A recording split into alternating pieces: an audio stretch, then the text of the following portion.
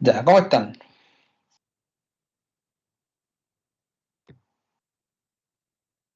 Bien. Ya, vamos a ver de grabar este asuntillo, espérate. Inicia gracia.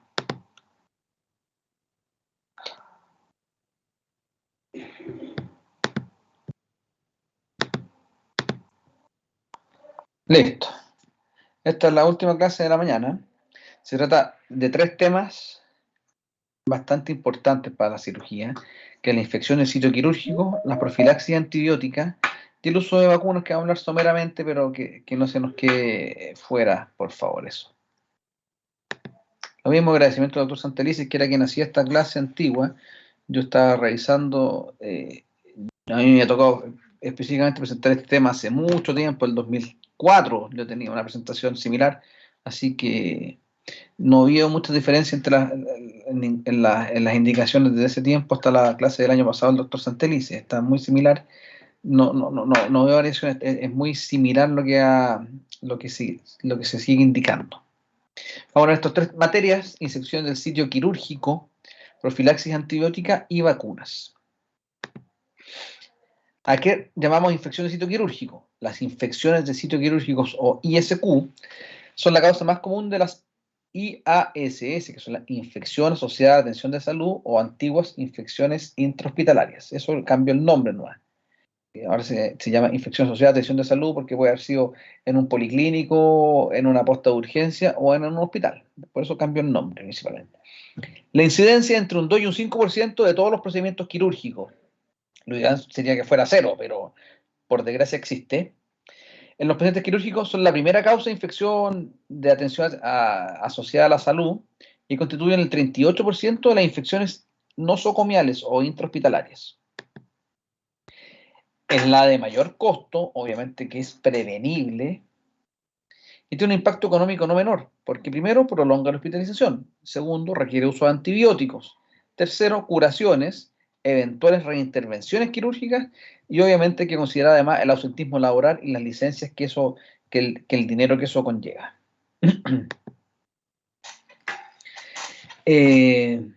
La infección en relación a un procedimiento quirúrgico que ocurre en o cerca de la incisión quirúrgica dentro de 30 días post procedimiento hasta un mes postoperatorio se considera como infección de sitio quirúrgico, y hasta 90 días o 3 meses si es que hay un implante de material protésico incluido durante la cirugía.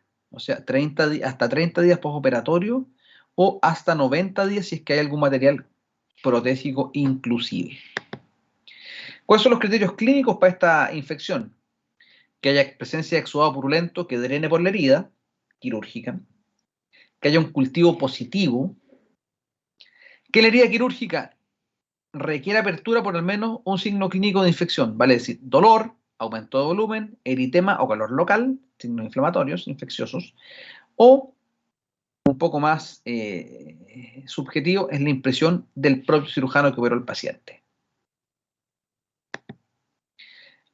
Dentro de estas heridas de infección de sitio quirúrgico están las incisionales y las de los tejidos profundos o espacios. ¿A qué hablamos de infección incisional? Se refiere al plano de capas de la piel que tenemos y los planos más profundos. Hablamos de infección de sitio quirúrgico incisional superficial cuando hay comprometido piel y tejido celular subcutáneo.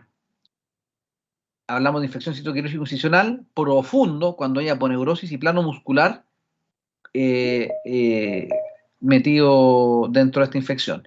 Y después están las infecciones de órgano o de espacio, que ya son aún mucho más profundas, ¿ya?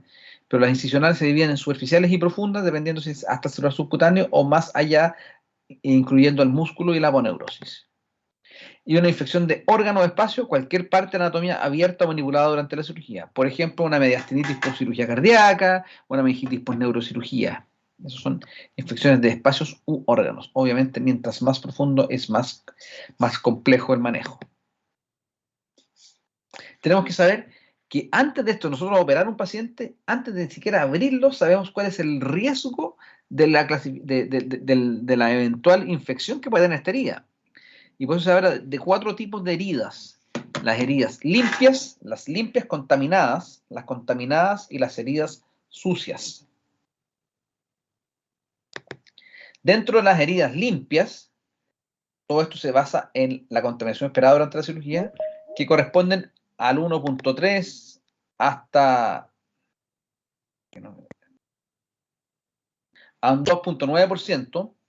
Son heridas que no tienen contaminación ni inflamación, y la herida se cierra en forma primaria, vale decir, nosotros hacemos la incisión, operamos al paciente y cerramos la herida con puntos. Es un cierre primario.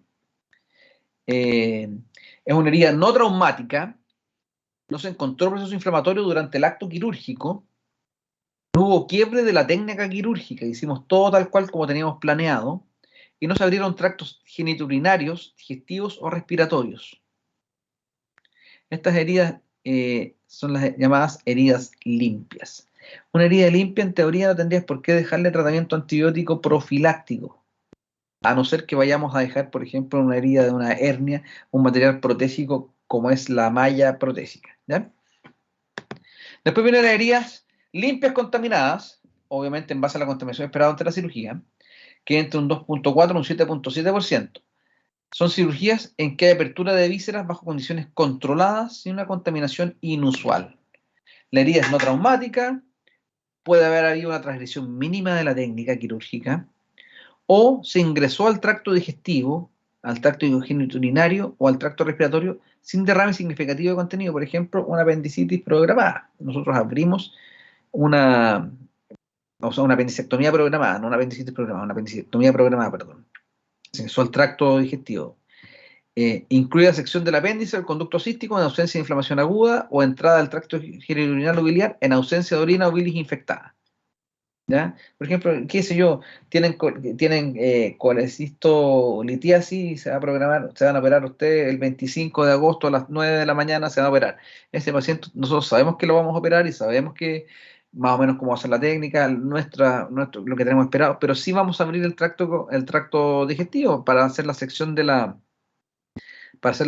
conducto cístico, y ese paciente sí va a ser una herida limpia contaminada. Y este paciente sí tiene indicación de antibiótico profilaxis, ¿ya? Después están las heridas contaminadas, que van entre un 6.4 a un 15.2% de las heridas. Cualquier herida traumática reciente de una fuente relativamente limpia, heridas quirúrgicas en que existió una transgresión mayor de la técnica, derrame importante del contenido gastrointestinal, entrada al tracto gastrointestinal o genitourinario o biliar en presencia de orina o bilis infectada, y se incluyen operaciones con hallazgos de inflamación aguda no purulenta, ¿ya? En este caso, en estas heridas contaminadas ya hay que hacer tratamientos más que profilaxis. Y las heridas sucias, ¿para qué hablar? Son heridas traumáticas antiguas de más de 6 horas con tejido vitalizado, cuerpos extraños, contaminación fecal, infección clínica o vísceras perforadas. Este paciente hay una fuente sucia con tratamiento tardío, hay contaminación, puede ser caca, cuerpo extraño, tejido vitalizado tenido, y también heridas que se encuentran inflamación bacteriana aguda o vísceras perforadas, en las que se secciona un tejido limpio para acceder a la colección de pus, por ejemplo. Estos pacientes ya no necesitan profilaxis, necesitan tratamiento antibiótico. Esta cuestión, hay que hacer un tratamiento por largo tiempo de antibióticos, ¿ya? Eso es lo que vamos a hablar ahora en un momento más. ¿Cuál es la microbiología? ¿Qué gérmenes encontramos en esta cosa? Primero, en las heridas limpias, en la flora comencial, cutánea del cuerpo, los Streptococcus sp, Staphyloaureus, Staphylococcus coagulasa negativa, que son gérmenes que normalmente viven sobre nuestra superficie cutánea. A diferencia de las heridas limpias contaminadas, que puede haber presencia de bacilos gram negativos, enterococos o flora comensal. Y obviamente en la cirugía visceral hay que considerar los gérmenes normales que viven en cada víscera, en cada cavidad. Ojo, esto es muy importante, que la flora exógena viene del personal de salud, especialmente y específicamente del equipo quirúrgico, los que están directamente operando al paciente. En la sala de operaciones puede haber material infectado, un instrumental quirúrgico que esté con una técnica mal esterilizado, por ejemplo. Principalmente son aerobios, destacando los gran positivos en este caso. Entonces, es muy importante prevenir la contaminación y la infección dentro del mismo equipo quirúrgico, que es uno de los vectores más importantes, por eso es tan importante este taller que van a tener ustedes del comportamiento y cómo ponerse los guantes estériles y cómo manejarse con el delantal estéril, cuáles son las áreas limpias, las áreas sucias del pabellón, las áreas libres, circulación y las áreas de restricción de movilidad, ¿ya? En cuanto a la profilaxis antibiótica, ¿a qué nos referimos con profilaxis? Es evitar, prevenir la infección de sitio quirúrgico al reducir la carga microbiana en el sitio quirúrgico durante el procedimiento. Se indica si existe un riesgo razonable de infección o, en caso de haber infección, los resultados pueden ser graves, como inmunocomprometidos, cirugías cardíacas o instalación de un cuerpo extraño. ¿Qué cosas son importantes a considerar acá en la profilaxis antibiótica? Primero, el antibiótico debe ser activo frente a los patógenos más frecuentes del sitio quirúrgico. Segundo, debe ser administrada una dosis adecuada y en un tiempo adecuado. Tercero, debe ser administrado por el menor periodo de efectivo para reducir los efectos adversos, la aparición de resistencia y obviamente los costos. La profilaxis se refiere a la prevención de la aparición de la complicación. Se usa durante el periodo quirúrgico inmediato, prequirúrgico inmediato, no se deja de tratamiento, que es distinto. La profilaxis es para que no vaya a ocurrir. En cambio, el tratamiento es para cuando ya ocurrió. El más frecuentemente agente utilizado es la cefazolina, el agente de elección para la mayoría de los procedimientos. Tiene una duración de efecto bastante adecuada. Tiene un amplio espectro de acción contra estreptococo, estafilococcus meticilino sensible, algunos gram negativos. Es razonablemente seguro y tiene un costo bastante accesible. En pacientes que tienen una alergia demostrada a penicilina, podrían eventualmente recibir cefalosporina bajo ciertas condiciones. Son raras las alergias cruzadas. Si la reacción que se atribuyó a la alergia es solamente un rash, puede usarse. Si se enronchó el paciente cuando se usó penicilina, podría eventualmente usarse. Pero si hubo una reacción grave mediada por IgE, debe usarse un tratamiento alternativo. Si el paciente tuvo un choque anafiláctico durante el uso de penicilina, antes hay que cambiar, no pueden usar cefazolina, idealmente cambiar a vancomicina o a clindamicina, que son las alternativas de tratamiento. Habitualmente usamos clindamicina como profilaxis en esos casos a los alérgicos a la penicilina.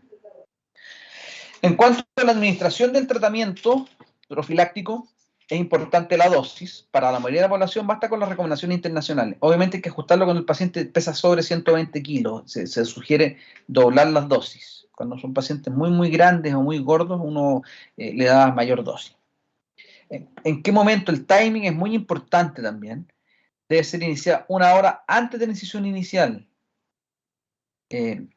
Si se indica vancomicina o fluoroquinolona, que son de administraciones más lentas, debe ser idealmente 2 horas antes de la cirugía, ¿ya? Porque la infusión debe ser en forma lenta. El timing es súper importante, no sacan nada con poner el antibiótico después de haber hecho la incisión sobre la piel. Tienen que ser antes del momento de hacer siquiera la incisión cutánea en la cirugía, ¿ya?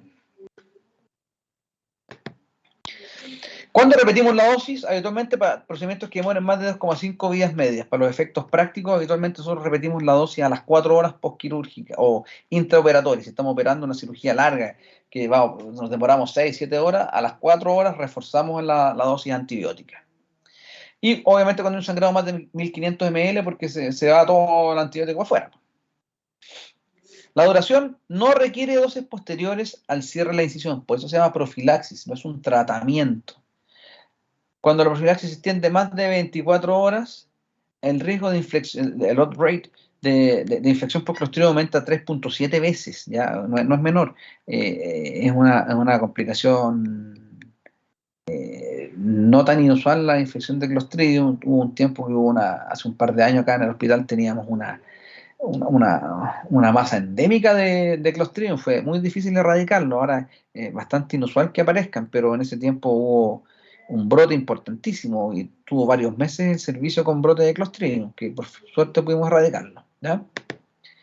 Y aquí, bueno, están las recomendaciones. Esto saltémonos, no tiene mayor importancia. Lo importante es tener claro que la profilaxis antibiótica es eso, es para evitar que se produzca la infección. Segundo, los tiempos son súper importantes de ser administrada antes siquiera de hacer la incisión cutánea. Tercero, el tiempo de uso es para la cirugía. Después de terminar la cirugía ya no es profilaxis, pasa a ser tratamiento eventualmente. Entonces, es solamente para el acto operatorio.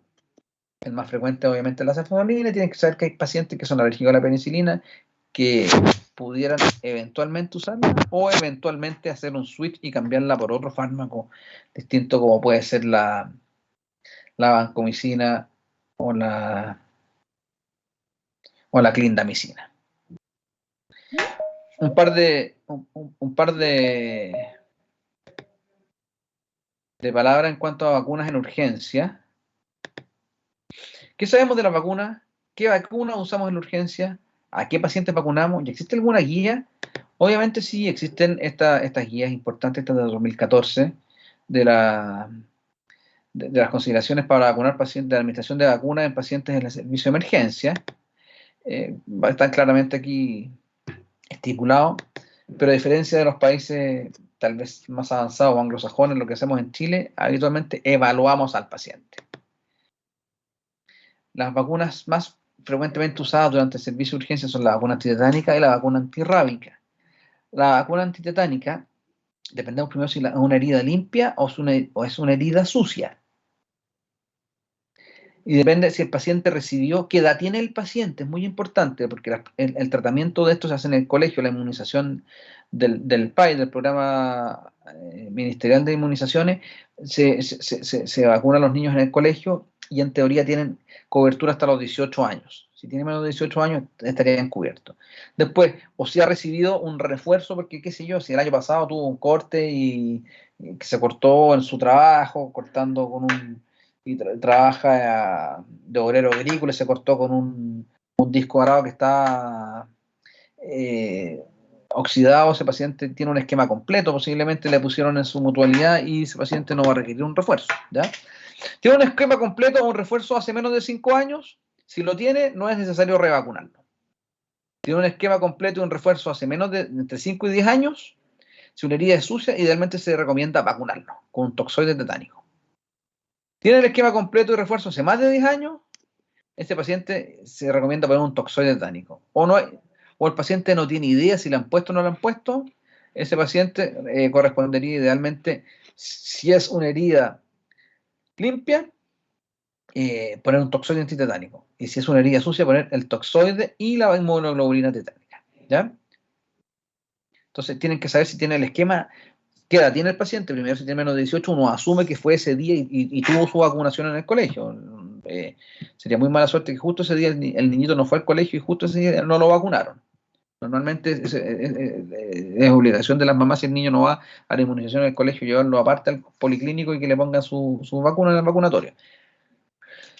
Si es un gallo que tuvo recientemente un accidente y tiene su carnet, e incluso pacientes mutuales o en la H, en la mutualidad de seguridad, en ISP, tienen un esquema y ustedes los buscan en la página y saben si este gallo recibió el esquema hace 3 años, hace 5 años. Si no saben o tienen la duda, vacunen al paciente dependiendo si es una herida simple o una herida sucia, ¿ya? En cuanto a la vacuna antirrábica, hay un esquema importante que vamos a irlo viendo acá. El paciente es un animal silvestre, si es un animal silvestre que no lo conocen, todo, idealmente vacúnenlo. Es un roedor, qué sé yo, tiene un hámster de mascota y lo mordió, vacúnenlo.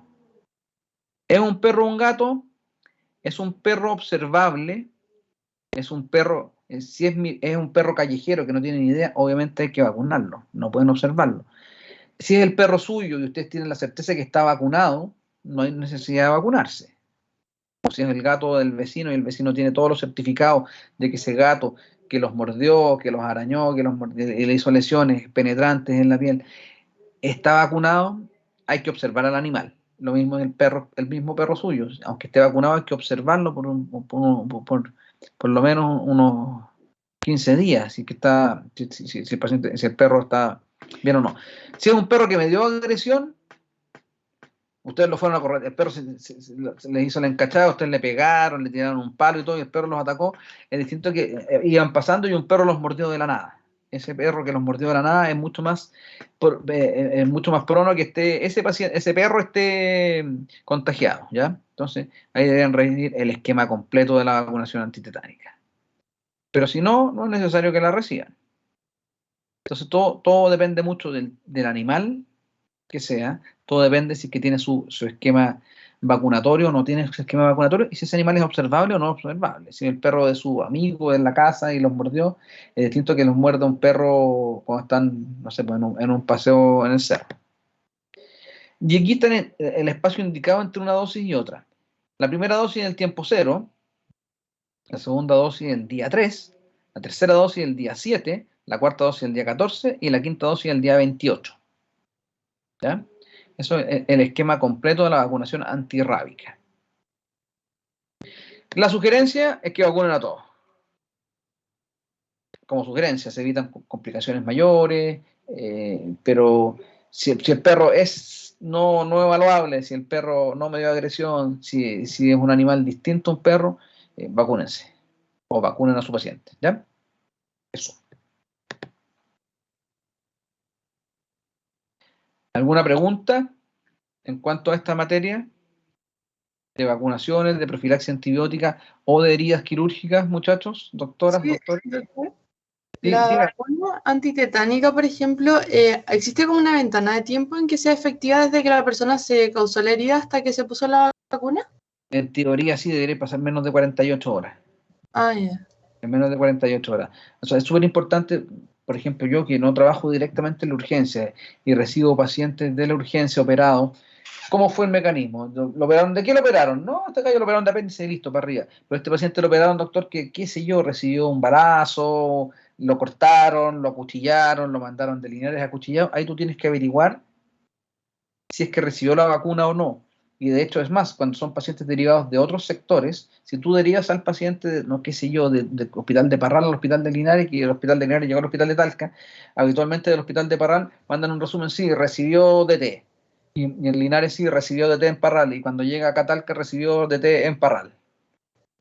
Si está desconocido o no tiene esa certeza, es sugerible vacunarlo. Pero si está dentro de la misma red, tú puedes buscarlo en el mismo sistema y ver si el paciente recibió su vacuna. ¿Ya? Es importante, porque efectivamente tienes un tiempo de efectividad de poner la cuestión. No sacas nada con poner la vacuna 6 días después o una semana después. Y lo otro, doctor, ¿la profundidad de la herida es importante o da lo mismo si es superficial, igual hay que vacunarla? Mira, a mí me pasó una cuestión. A mi hermano una vez lo mordió un perro de la calle. Y la herida era no penetrante, la herida era casi como un raspón, que tuviera raspado y no lo vacunaron. ¿Ya? Entonces es bien importante sí la profundidad de la herida. Y mientras más profundo, más contacto con el torrente sanguíneo, obviamente tiene mayor riesgo y mayor capacidad de inoculación el eventual virus. ¿Ya? Ya, gracias. Vale. Profe, Diga, Mariela. si hay una persona que esté, por ejemplo, que cuida un refugio de animales o que esté en constante contacto con metales oxidados, como es el campo de la agricultura, ¿se pueden como vacunar antes? ¿Hay algún servicio, por ejemplo, en CEFAM o algo así, donde puedan como prevenirlo antes de que ocurra? Me pillaste, no lo sé.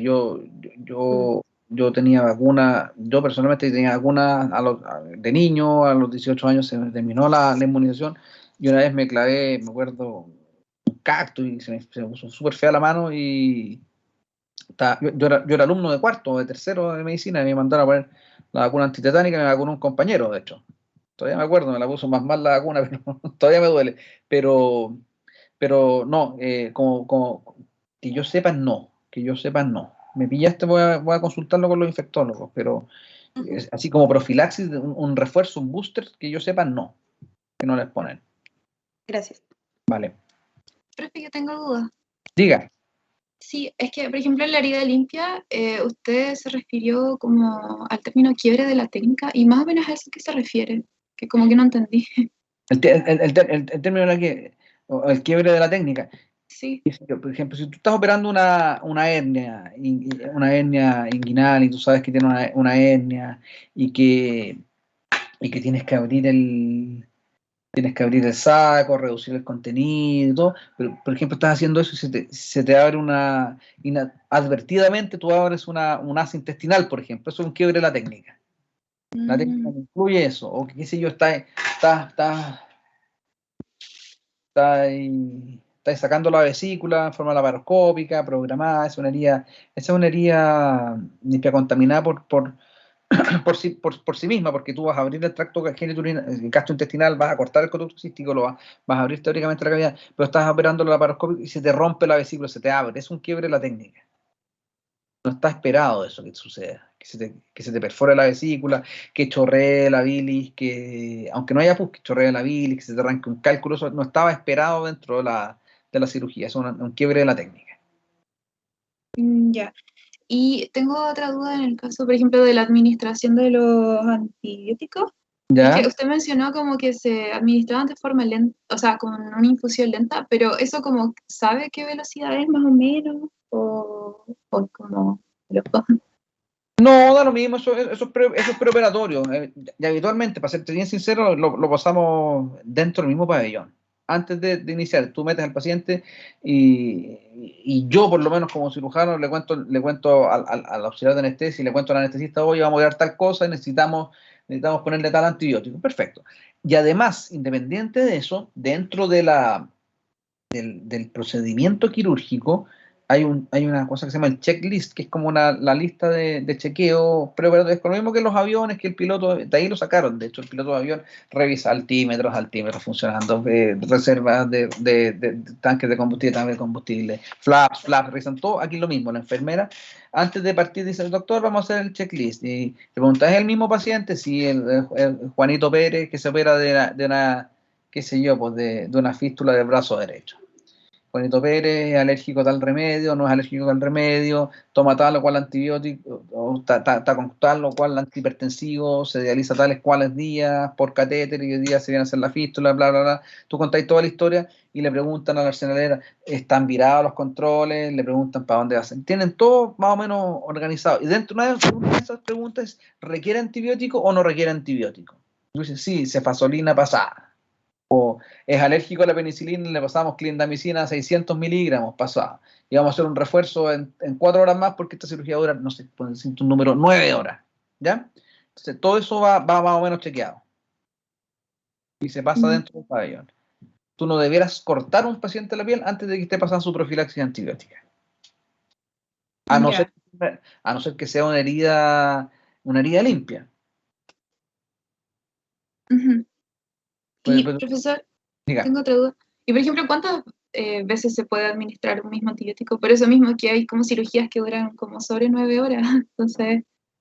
No, habitualmente nosotros que hacemos cirugías largas, aneurismas de repente, que se vuelan 5 o 6 horas, le pasamos 2 dosis. Habitualmente no pasamos más de 8 horas. Ya. Cuando son cirugías mega largas, pudiera eventualmente repetir de nuevo por las vidas medias, pero personalmente no nos tocan cirugías, esas super cirugías de 20 horas, esos comandos que entra primero el equipo, desarma todo, saca el tumor y después tienes que rearmarlo. Esas cirugías son súper largas. Esas cirugías eventualmente ahí pudieran repetir la dosis también, según las vidas medias de tu profilaxis. Y lo otro que tenía duda, por ejemplo, en pacientes que están, no sé, que tienen una enfermedad renal ya en estado avanzado, ¿eso igual influiría en la administración del antibiótico? O sea, ¿tienen que administrarlo menos? Depende de lo que le vas a operar. Pero eventualmente no. De hecho, tú puedes ajustar la dosis. Habitualmente, no sé, pues nosotros que en cirugía vascular operamos pacientes con insuficiencia renal de repente, o pacientes que ya han hospitalizado más de un mes, que llegan pegados, habitualmente cambiamos a profilaxis con vancomicina. Con vancomicina, dejamos 1 gramo de vancomicina y eso después te aseguras que lo saquen postdiálisis, es manejable en ese sentido, sí. Ya, eso era. Gracias, profe. Ya, pues. ¿Alguien más? Doctoras, doctores.